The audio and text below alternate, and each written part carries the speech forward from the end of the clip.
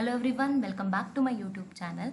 इस वीडियो में हम microorganism friend and foe जो कि चैप्टर सेकंड है साइंस क्लास 8th का, उसके extra and important question answers देखेंगे जो कि बहुत ज़्यादा इंपॉर्टेंट होते हैं from the exam point of view. Okay, so बहुत सारे बच्चे पूछते हैं कि हम अपना चैप्टर कैसे कंप्लीट करें, एग्जाम का टाइम क्लोज है।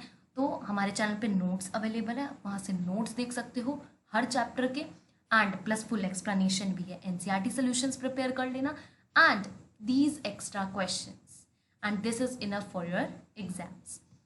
So तीन टाइप के होंगे, पहले वेरी शॉर्ट फिर लॉन्ग आंसर टाइप क्वेश्चन। तो स्टार्ट करते हैं वेरी शॉर्ट से।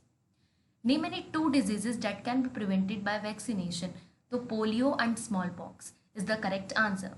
Give two examples of algae and protozoa. Algae का एग्जाम्पल आप देख सकते हो chlamydomonas and spirogyra, and protozoa का amoeba and paramecium.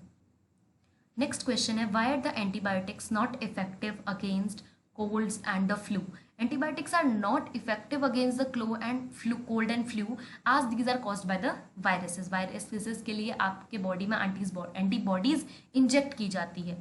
Name one plant diseases caused by virus and it's mode of transmission. कोई भी आप एक प्लांट डिजीज का नाम दे सकते हो, जैसे यहाँ पर है आंसर में येलो वेन मोसैक ऑफ भिंडी ओकरा जिसको आप कहते हो is caused by virus and transmitted through.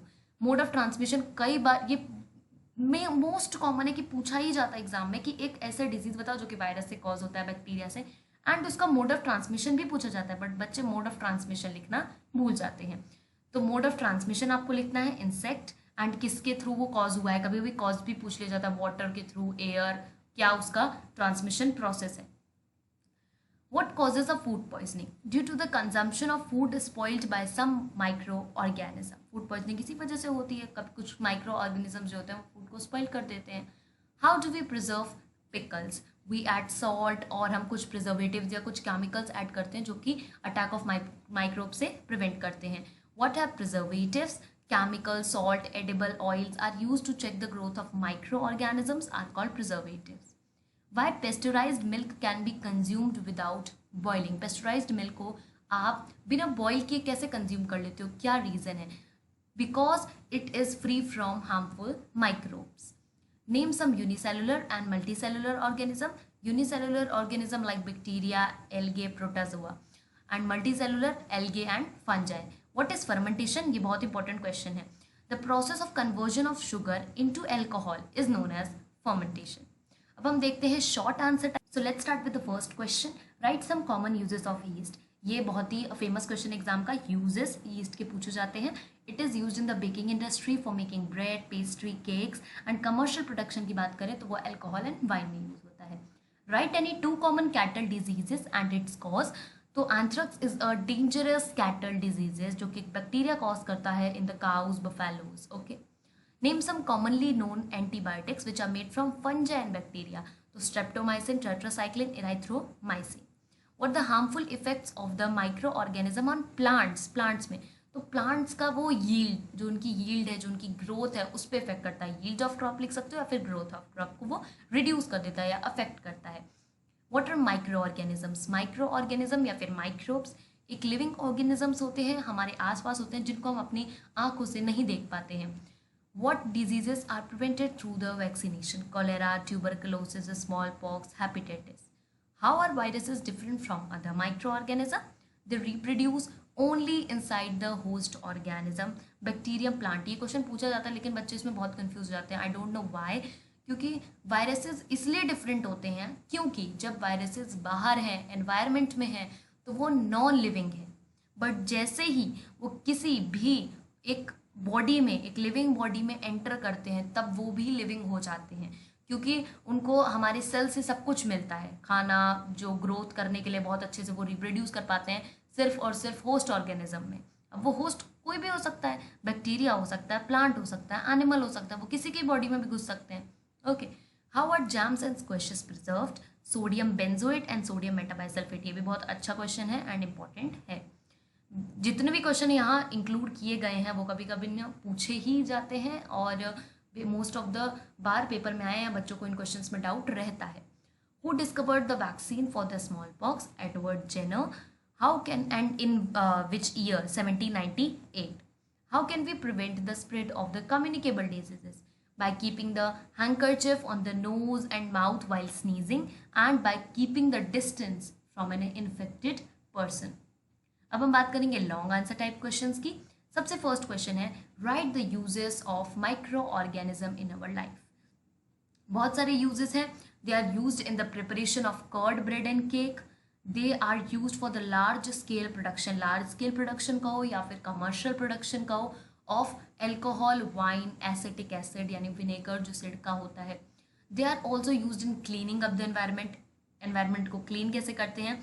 वो जितने भी ऑर्गेनिक वेस्ट होते हैं, ऑर्गेनिक वेस्ट यानी vegetable peels, remains of animals, इन सबको ये छोटे छोटे टुकड़ों में ह्यूमस में एक्चुअली कन्वर्ट कर देते हैं, are broke down into harmless and usable substance by these bacterias, by या फिर by these microorganisms. Bacterias are also use in the preparations of medicine. Medicine बनाने में भी फंजाई, बैक्टीरिया इन सबका काम आता है. In agriculture, they are used to increase the soil fertility by fixing the nitrogen. Agriculture में ये nitrogen को फिक्स करके भी जो है सॉइल फर्टिलिटी को इंक्रीज करते हैं, जो कि टॉपिक भी है आपका nitrogen cycle. How a vaccine works. Vaccine कैसे काम करती है, इसकी बात हमने नोट्स वीडियो में भी की थी. यहाँ पर भी एक बार इसका आंसर देख लेते हैं. When a disease carrying microbes enter our body, the body produces. देखो मोस्ट ऑफ द बच्चों ने वो वीडियो नहीं देखी होगी, तो आई रिक्वेस्ट यू कि आप वो वीडियो जाकर देखो. वैसे मैं यहाँ पर भी आपको इसको समझा देती हूँ. वहाँ पर और भी बहुत सारे मोस्ट इंपॉर्टेंट टॉपिक्स हैं जो कि कवर किए गए हैं. ओके, देखो जैसे हमारे बॉडी में कोई भी माइक्रोब एंटर करता है, कोई भी डिजीज कैरिंग माइक्रोब एंटर करता है, तो बॉडी जो है एंटीबॉडीज प्रोड्यूस करती है. अब वो एंटीबॉडीज आती कहाँ से? देखो, या तो हम कभी अगर छोटे होंगे तो हमारे बॉडी में वो वैक्सीन इंजेक्ट की जाती है, ठीक है. एंड वो एंटीबॉडीज जब भी कभी कोई भी डिजीज कैरिंग माइक्रोब हमारी बॉडी में एंटर करे तो वो एक्टिवेट हो जाती है एंड वो उसको किल कर देती है.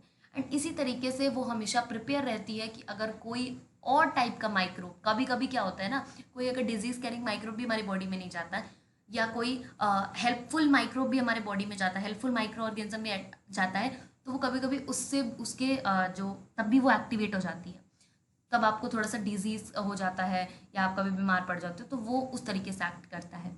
अब हम आंसर देख लेते हैं. When a disease carrying microbes enter the body produces antibodies to fight the invader. So if a dead or weakened microbes are introduced into healthy body fights and kill them, और उसको मार देती है by producing a suitable antibodies. The antibodies remain in the body and we are protected from the disease causing microbes. This is how the vaccine work. इस तरीके से करती है वैक्सीन वर्क. आपकी बुक में बहुत ज़्यादा, लेकिन आप ये 3 पॉइंट्स देख सकते हो. What is called the pasteurization? It is a process जिसमें आप बस कुछ नहीं करते हो. पेस्चराइजेशन में आप मिल्क को बॉईल करते हो.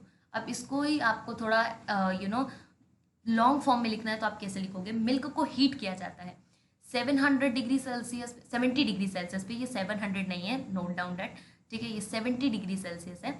15 से 30 सेकंड के लिए आप जो है मिल्क को बॉईल करते हो 70 डिग्री सेल्सियस पे, एंड फिर उनको चिल करते हो, मिल्क को chill, and then you stored it in the refrigerators. Okay, as it prevents the growth of the microbes. This process was discovered by the Louis Pasteur. बहुत important है कि किसने डिस्कवर किया था? लुइस पेस्टर ने discover किया था. इससे जो माइक्रोब्स हैं उनकी ग्रोथ नहीं होती, एंड इसी को हम पेस्चराइजेशन कहते हैं. Why should we not let water collect anywhere in the neighbourhood? क्योंकि उस ये जो स्टैगनेंट वाटर होता है, जो कलेक्टेड वाटर होता है, यहीं पे जो होते हैं मस्कीटोज ब्रीड करते हैं, मस्कीटोज रिप्रोड्यूस करते हैं, या फिर हम कह सकते हैं मस्कीटोज ग्रो करते हैं.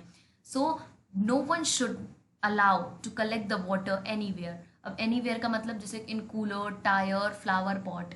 By keeping the surrounding clean and dry, we can prevent mosquitoes from breeding. Where do microorganisms live? रहते कहाँ? ये क्वेश्चन भी आता है.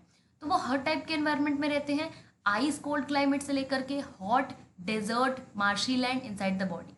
ओके, एंड वो अमीबा जैसे माइक्रोऑर्गेनिज्म, अमीबा जैसे माइक्रोऑर्गेनिज्म हो गए, ये सिंगल भी रह लेते हैं, बट जो फंजाई और बैक्टीरिया वो कॉलोनीज में रहते हैं. इसका आपका शॉर्ट वन वर्ड में पूछा जा सकता है कि अमीबा जो है अगर अलोन रहता है तो ऐसे माइक्रोऑर्गेनिज्म बताओ जो कि कॉलोनीज में रहते हैं, तो आप बता सकते हो fungi and bacteria.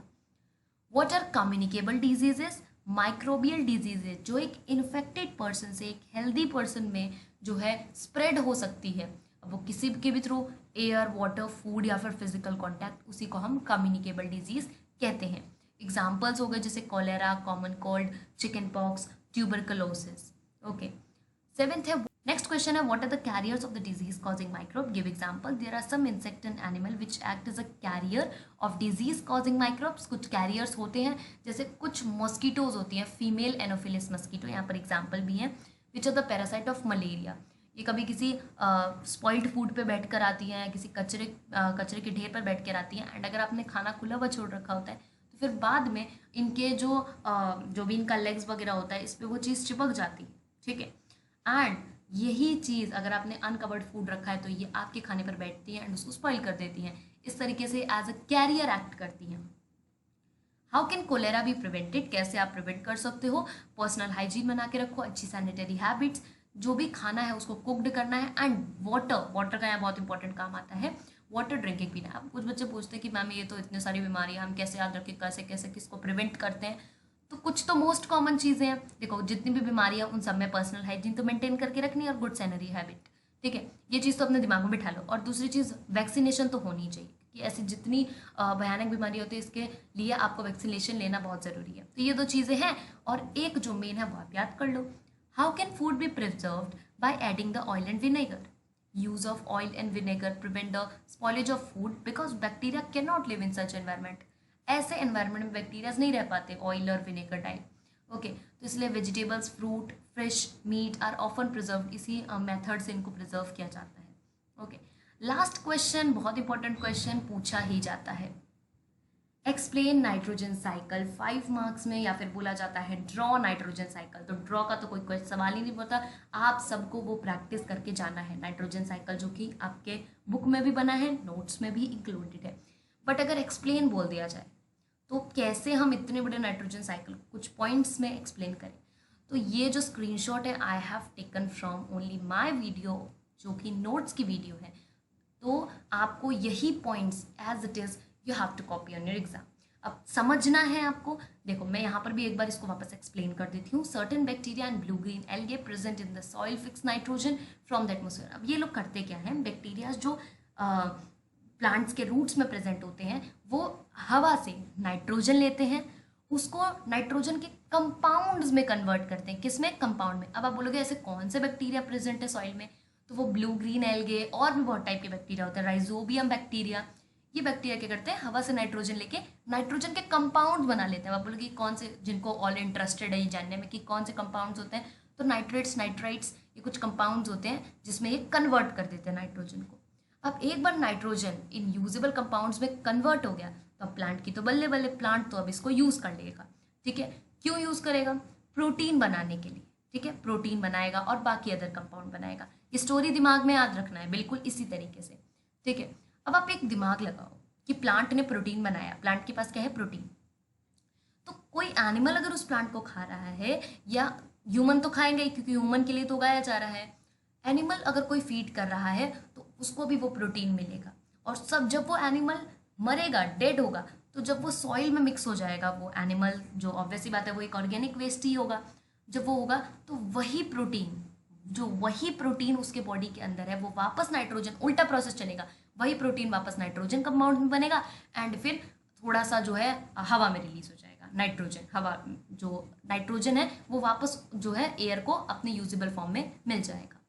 When plants and animals die, bacteria and fungi जो कि प्रेजेंट होते हैं सॉइल में, वो उस नाइट्रोजीनियस वेस्ट को, जैसा मैंने बताया वो एक्चुअली एक वेस्ट है, ठीक है, उसको वापस नाइट्रोजन के कंपाउंड में कन्वर्ट करेगा, ठीक है, जिसको वापस प्लांट यूज कर लेते हैं थोड़ा, एंड थोड़ा सा वो एयर में चला जाता है।